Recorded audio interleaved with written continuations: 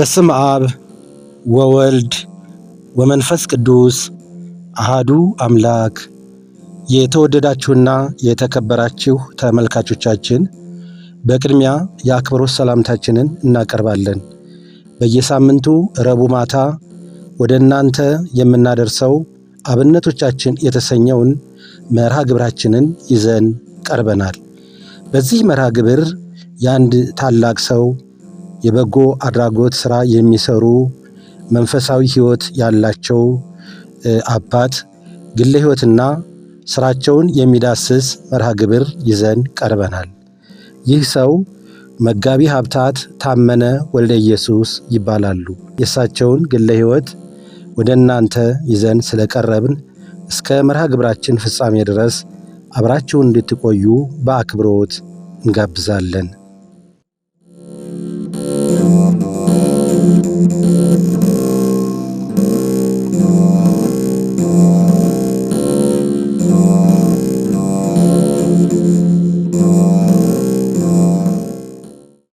መጋቢ ሀብታት ታመነ ወልደ ኢየሱስ ከአባታቸው ከአቶ ወልደ ኢየሱስ በላይ ከእናታቸው ከእማሆይ ብዙነሽ ለማ ጥር 21 ቀን 1935 ዓመተ ምህረት በአርሲ ክፍለ ሀገር በጢቾ አውራጃ በሮቤ ወረዳ ልዩ ስሙ ገደምሳ አካባቢ ተወለዱ።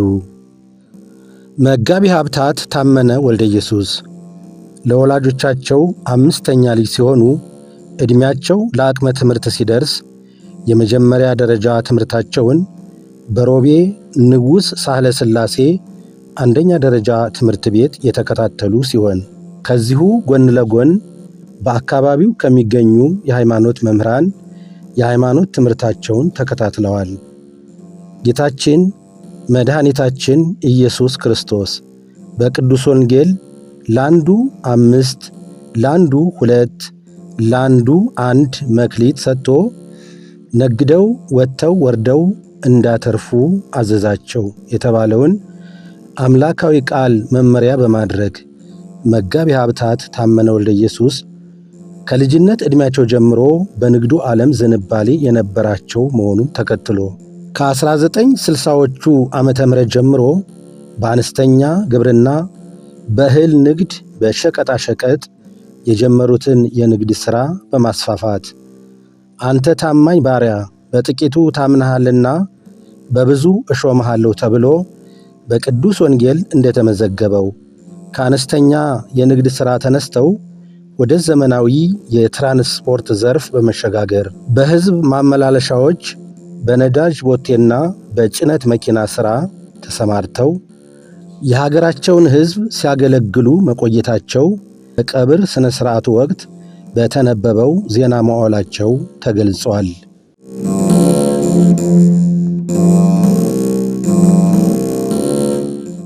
መጋቢ ሀብታት ታመነ ወልደ ኢየሱስ ባለመታከት የንግድ ሥራቸውን በማጠናከር በ1971 ዓመተ ምህረት ታላላቅ አግሮ ኢንዱስትሪዎችን በአዋሽ መልካሳ በከብት እርባታና በአትክልት ፍራፍሬ ልማት በባሌ ክፍለ ሀገር በሰፋፊ የእርሻ ሥራ ስንዴ በማምረት የስንዴ ዱቄት ፋብሪካ በመትከል ዘይት በመጭመቅ ከራሳቸውና ከቤተሰቦቻቸው አልፈው የሀገራቸውን ሕዝብ መጥቀም ችለዋል።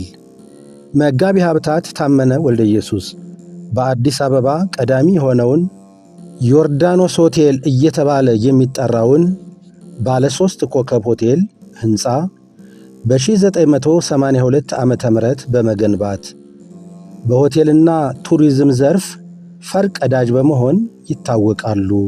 ክቡር መጋቢ ሀብታት ታመነ ወልደ ኢየሱስ በ2000 ዓመተ ምህረት የሆቴሉን ሥራ በማሻሻል ወደ G+11 ባለ 4 ኮከብ ግራንድ ዮርዳኖስ ሆቴል በማሳደግ ለብዙ ኢትዮጵያውያንና ኢትዮጵያውያት የሥራ ዕድል በመፍጠር በሀገር ኢኮኖሚ ገጽታም ግንባታ ላይ አሻራቸውን ያሳረፉ የሀገር ባለውለታ ሆነው ተመዝግበዋል።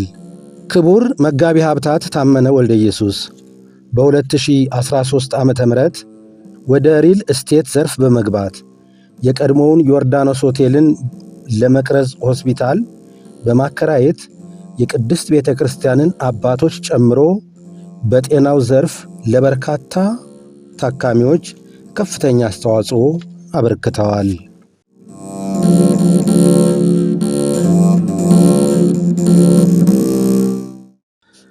ክቡር መጋቢ ሀብታት ታመነ ወልደ ኢየሱስ መንፈሳዊ ሕይወታቸውን በትምህርት ሃይማኖት በማሳደግ በቅዱስ ቁርባን የታተሙ ሲሆን እግዚአብሔር አምላክ ባርኮ ከሰጣቸው ምድራዊ ሀብት እየቀነሱ አብያተ ክርስቲያናትን አሳንጸዋል። የተቸገሩትን ረድተዋል። ያዘኑትን አጽናንተዋል። በግል ገንዘባቸው አሳንጸው ለአገልግሎት ካበቋቸው በርካታ አብያተ ክርስቲያናት መካከል በአርሲ ሀገረ ስብከት የደብረ ምጥማቅ ቅድስት ማርያም ቤተ ክርስቲያን፣ የገደምሳ ደብረ ሰላም መድኃኔ ዓለም ቤተ ክርስቲያን፣ የጋዶ ቅዱስ ገብርኤል ቤተ ክርስቲያን፣ በአዲስ አበባ ሀገረ ስብከት የደብረ ናዝሬት ቅዱስ ዮሴፍ ቤተ ክርስቲያን የእድሳት ሥራ በዋናነት ይጠቀሳሉ። የገዳማት አባት በአጠቃላይ ለተራበ ለተቸገረ የሚሰጡ የሚረዱ አንጋፋ አባት ናቸው። እኒህ አባት እንደ አንዱ ደብረ ናዝሬት ቅዱስ ዮሴፍ ቤተ ክርስቲያን በማንኛውም ልማት ያልተሳተፉበት የለም። ብዙ ነገር ነው የሰሩት፣ ብዙ ነገር ነው ያከናወኑት። ከቤተ ክርስቲያኑ እድሳት ጀምሮ ከመኪና ግዢ ጀምሮ የእሳቸው እጅ ያልተጨመረበት የለም ማለት ነው። ስለዚህ አቶ ታመነ ፍጹም ኦርቶዶክሳዊ ክርስቲያን፣ የእግዚአብሔር ቤተሰብ፣ አማኝ፣ ሩህሩህ፣ ደግ፣ ቸር ብለን ነው የምንወስዳቸው። አሉ ከተባሉ የሀብት ባለጸጋ ብዙ ስራ ሰርተዋል። በሕይወታቸው ብዙ ነገር አድርገዋል። እዩኝ ተመልከቱን አይሉም። በስውር ነው የሚሰጡት፣ በስውር ነው የሚያደርጉት። እግዚአብሔር ዋጋቸው እንዲከፍላቸው እንፈልጋለን። አሁን ወደ እግዚአብሔር ቤት ነው እየሄዱ ያሉ። ነፍሳቸው አብርሃምና ይስሐቅ ያረፉበትን በመንግስተ ሰማያት ያሳርፋቸው። ለመመረቁ የእንደቶ ቅድስት ድንግል ማርያም በተመረቀች ጊዜ ብፁዕ ወቅዱስ አቡነ ጳውሎስ ርዕሰ ሊቃነ ጳጳሳት ዘኢትዮጵያ ወዕጨጌ ዘመንበረ ተክለ ሃይማኖት እሳቸው ቅዱስ ሲኖዶስን አስከትለው እዚያው ቦታው ሄደው አድረው መርቀው የመጡ ናቸው። በሁለተኛም ገደምሳን መድኃኔ ዓለም ሲመረቅ ቅዱስ ሲኖዶስ ሙሉውን ሄዶ ቤተክርስቲያኑን አስመርቀዋል። ከዚያም ጋዶንም እንደዚሁ ጋዶ ቅዱስ ገብርኤልን። ስለዚህ እኚህ አባት በሀብታቸው ያወቁ፣ በሀብታቸው ከእግዚአብሔር ጋር የተገናኙ ታላቅ አባት ናቸውና መጋቢ ሀብታት የሚባል ስም ይሰጥ ብለው ቤታቸው መጥተው ቤታቸውንም ይህንን ትልቅ እንሳ ሲመረቅ ብፁዕ ወቅዱስ አቡነ ጳውሎስ በረከታቸው ይደርብንና በሳቸው በረከትና ቡራኬ ነው ቤቱም ራሱ ሲመረቅ ያን ጊዜም መጥተው መጋቢ ሀብታት ይባሉ ብለው ቤታቸው በረከት ሰጥተው ቡራኬ ሰጥተው ቤታቸውንም የመረቁልን ብፁዕ ቅዱስ አባታችን ናቸው። ክቡር መጋቢ ሀብታት ታመነ ወልደ ኢየሱስ የማህበረሰቡን ችግር ለመፍታት በማሰብ ከሮቤ እስከ አንደቶ ያለው ጥርጊያ መንገድ ስራና በአካባቢው በተገነቡ የንጹህ ውሃ የጤና ጣቢያና የሰንዲቃ ትምህርት ቤት የደረጃ እድገት ማሳያ ስራዎች ላይ ትኩረት በማድረግ ለማህበረሰቡ መጠነ ሰፊ የበጎ አድራጎት ስራ ሰርተዋል።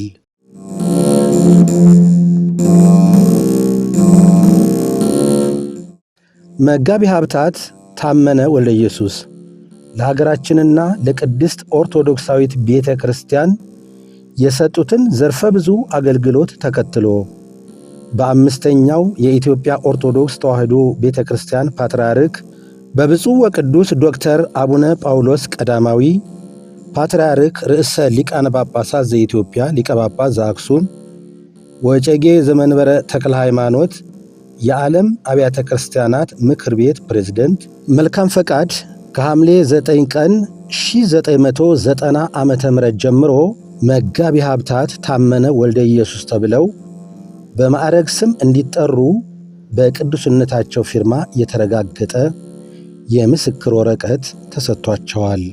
ክቡር መጋቢ ሀብታት ታመነ ወልደ ኢየሱስ በ1953 ዓመተ ምህረት ከወይዘሮ ቀለሟ አስፋው ጋር ትዳር በመመስረት የ2 ወንዶችና የ4 ሴቶች በድምሩ የ6 ልጆች አባት ለመሆን በቅተዋል። ታታሪ ናቸው፣ ናቸው። በቃ ስራ ነው እንጂ ሌላ ነገር የሚያውቁት ነገር የለም።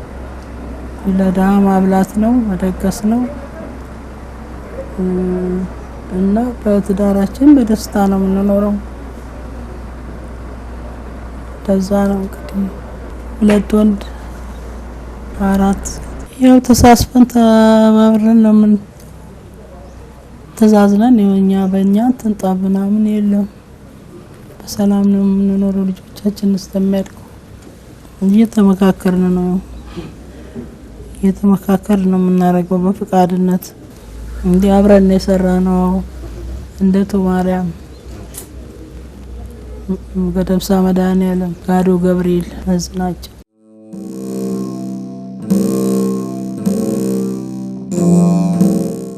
ከአባቴ ብዙ ነገር ተምሬያለሁ። ስራ አክባሪ ሰው ነበረ።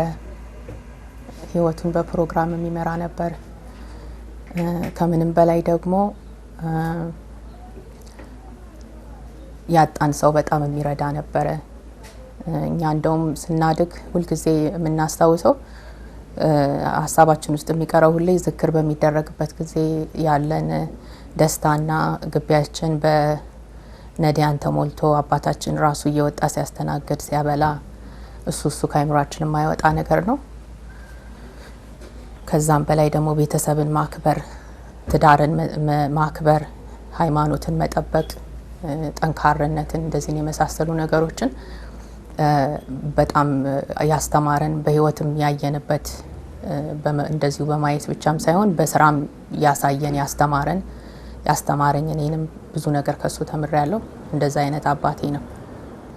እንግዲህ እሱ የእግዚአብሔርን ቤት በመስራት የሚያምን ሰው ነው። እንደውም በቃ እኔ ያማረ ቤት ተቀምጬ የእግዚአብሔር ቤት ተጎስቁሎ ማየት አልፈልግም የሚል ሰው ነበረ። ለዛም ነው ወደ ትውልድ ቦታው ሄዶ እናቴ የተወለደችበት ክርስትና የተነሳችበትን ቤተክርስቲያን መጀመሪያ አሰራ፣ እንደቶ ቤተክርስቲያን። ቀጥሎም ደግሞ ገደምሳ መድኃኔዓለምን አሰራ። እኔ አሜሪካ በነበርኩበት ጊዜ ጋዶ ገብርኤል የሚባል ማሰርቷል። እሱን በአካል አላየሁትም። ሁለቱን ግን ለጉብኝት በመጣው ጊዜ ከባለቤቴ ጋር ሄደን አርሲ ድረስ አይተናልና ብዙ ነገር ነው የተማርነው። እኔ እግዚአብሔር እዚህ ምድር ላይ አንዳንድ የሚፈጥራቸው ሰዎች ውስጥ አንዱ ነው ብዬ ነው አባቴን ማምነው። የተለየ ሰው ነበረ።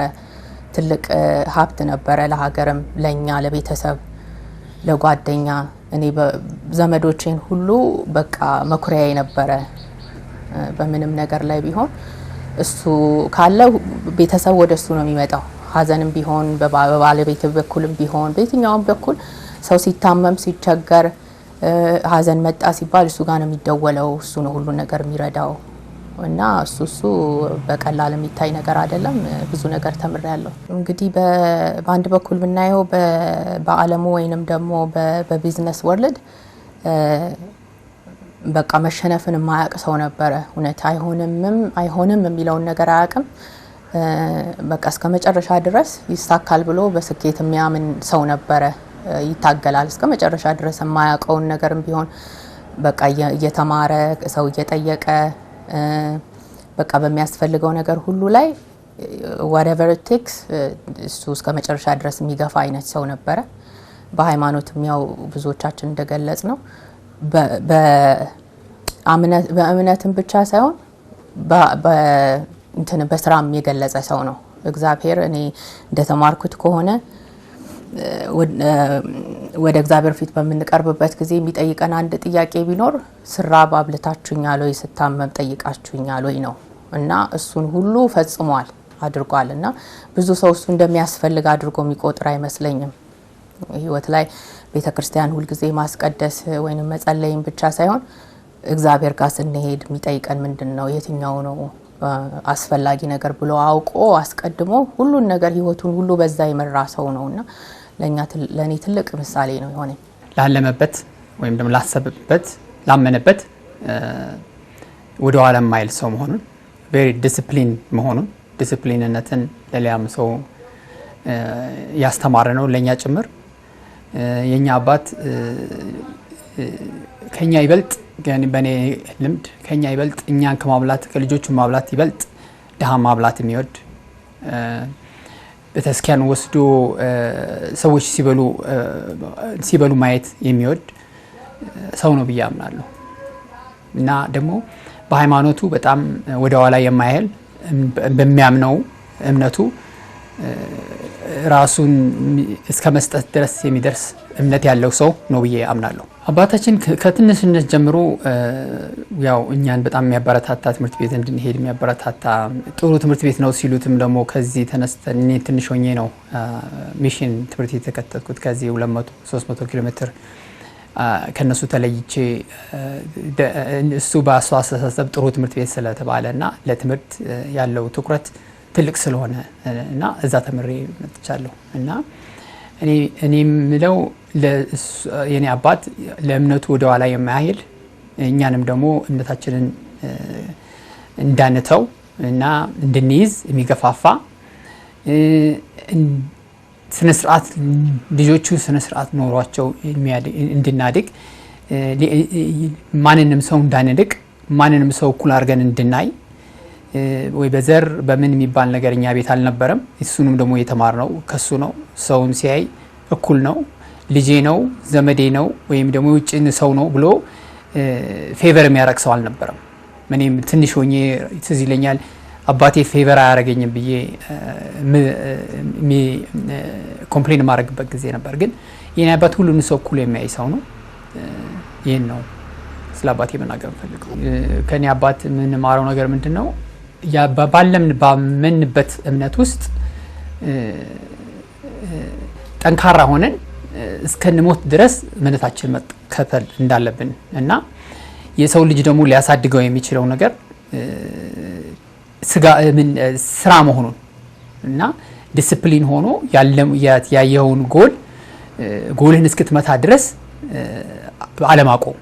ይሄንን መማረው እሱን የምገልጸው ያው በታታሪነቱ በሰው ወዳጅነቱ ደሃ ነው ሀብታም ነው ሳይመርጥ ከሱ የሚገባውን ነገር በማድረግ እንደገና ደግሞ ፈሪሃ እግዚአብሔር ያለበት ሃይማኖቱን የሚጠብቅ እና የስራ ታታሪነቱን ብዙ የተማርኩት የመጀመሪያ ስራ 12ኛ እንደጨረስኩ ከሱ ጋር ነው የስራ ምንነት የተማርኩት።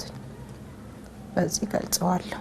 ለልጆቹ በርግጥ ያው በስርዓት እንድናድግ በስነ ምግባር እንድናድግ ያንን ያስተምረናል፣ ይቀጣናል።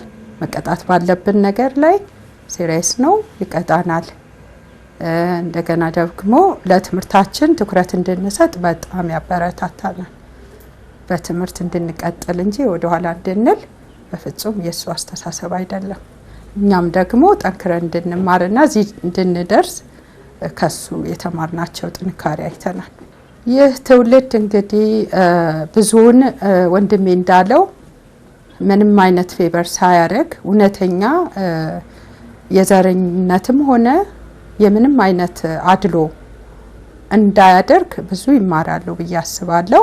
እንደገና ደግሞ ማካፈልን ካለን ላይ ማካፈልን ግዴታ ለምናቀው ብቻ ሳይሆን መስጠት ያለብን መስጠት ባለብን ደግሞ ለድሆችም ሆነ ለማንኛውም አስፈላጊ ነገሮች ለሆኑ እኛ እኩል ማድረግ እንዳለብን ምንም አይነት ልዩነት እንዳናደርግ ኔክስት ጄኔሬሽን ይሄንን ይማራል ብዬ አስባለሁ።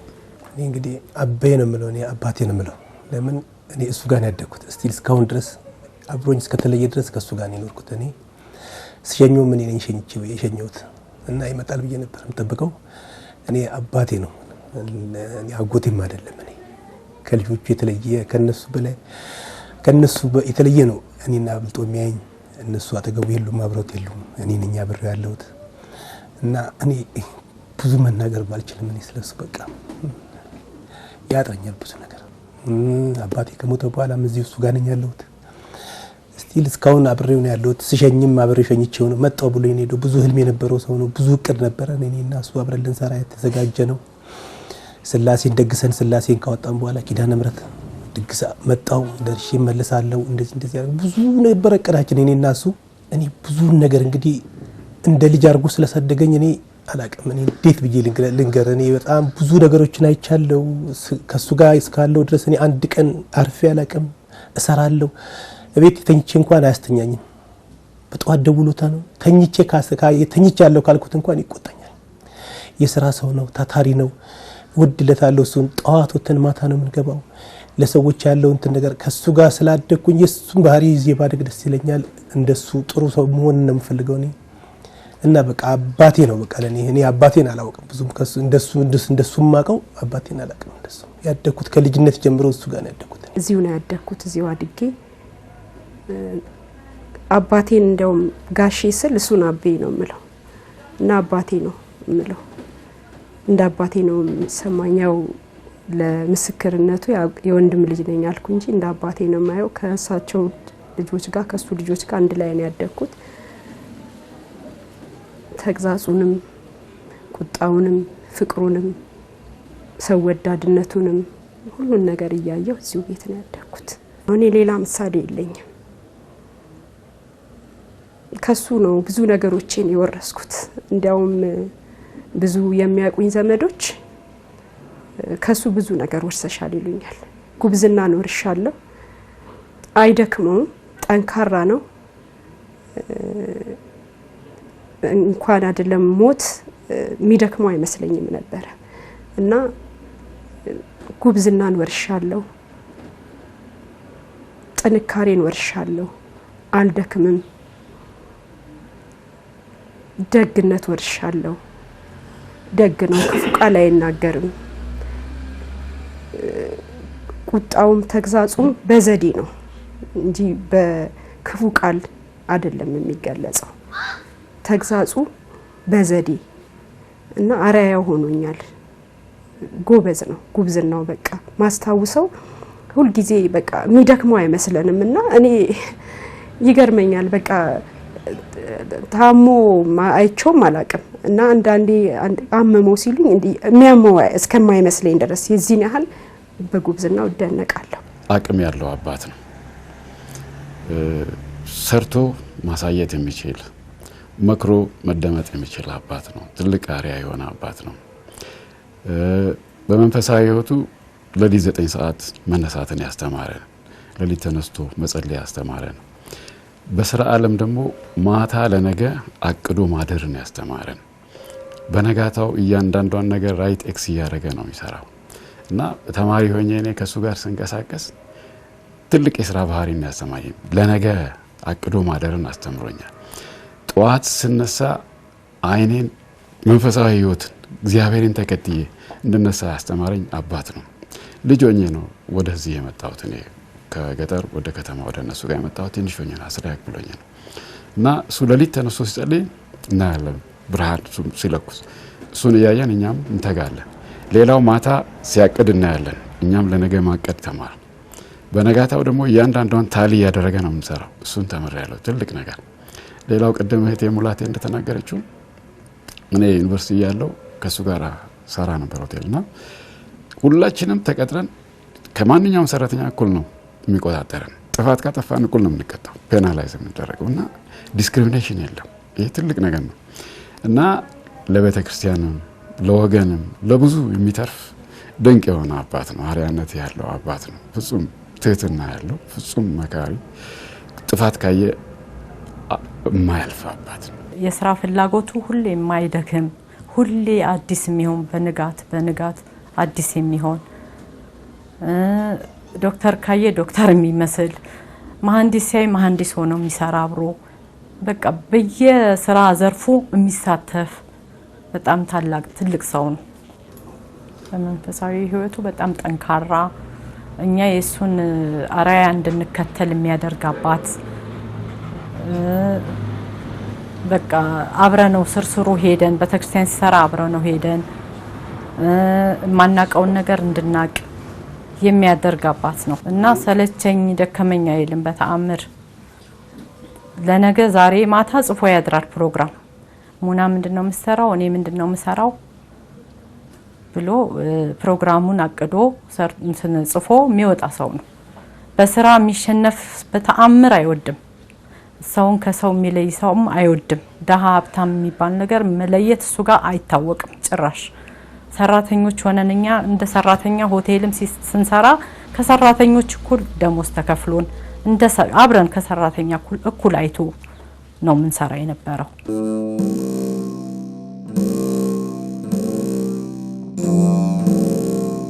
ለኛ በስጋ ወለደን እንጂ የሁሉም አባት ነው ብዬ ነው የሰው ሁሉ አባት ነው ብዬ ነው የምገልጸው። ምክንያቱም ብዙዎች አባታችን ነው የሚሉት፣ ብዙዎችን ይረዳል፣ ብዙዎችን እንደ አባት አድርጎ የሚያሳድግም ነው። ብዙዎችም እዚህ ቤት አድገዋል እንደ አባት ሆነው።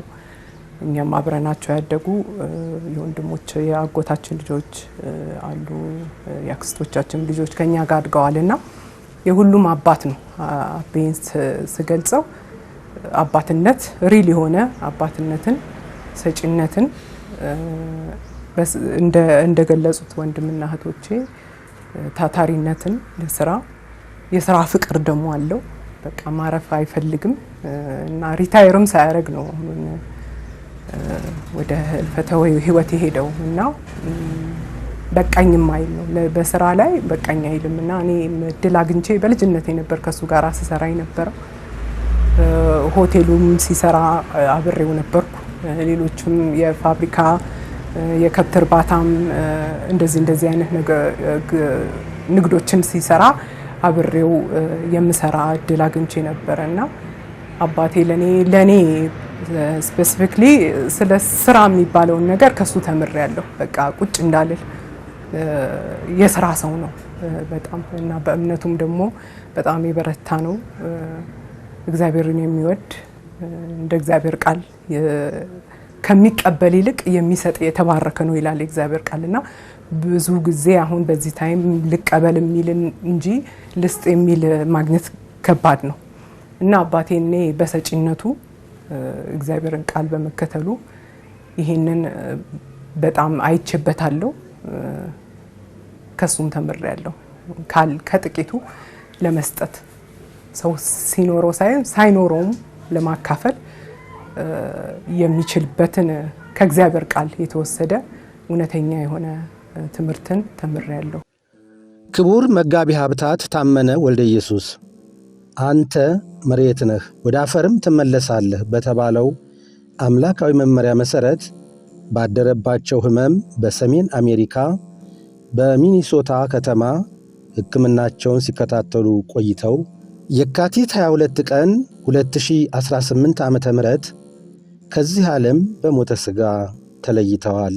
ክቡር አስከሬናቸውም ወደ ሀገራቸው በመምጣት በደብረ ናዝሬትና አካባቢው ሊቃውንተ ቤተ ክርስቲያን ጸሎተ ፍትሐት ሲደረግለት ከቆየ በኋላ መጋቢት 6 ቀን 2018 ዓመተ ምህረት ብፁዕ አቡነ መቃርዮስ የምዕራብ ካናዳ ሀገረ ስብከት ሊቀ ጳጳስ፣ የገዳማትና አድባራት የሥራ ኃላፊዎች፣ በርካታ ማኅበረ ካህናት፣ ቤተሰቦቻቸውና ወዳጅ ዘመዶቻቸው በተገኙበት በደብረ ናዝሬት ቅዱስ ዮሴፍ ቤተ ክርስቲያን ሥርዓተ ቀብራቸው ተፈጽሟል።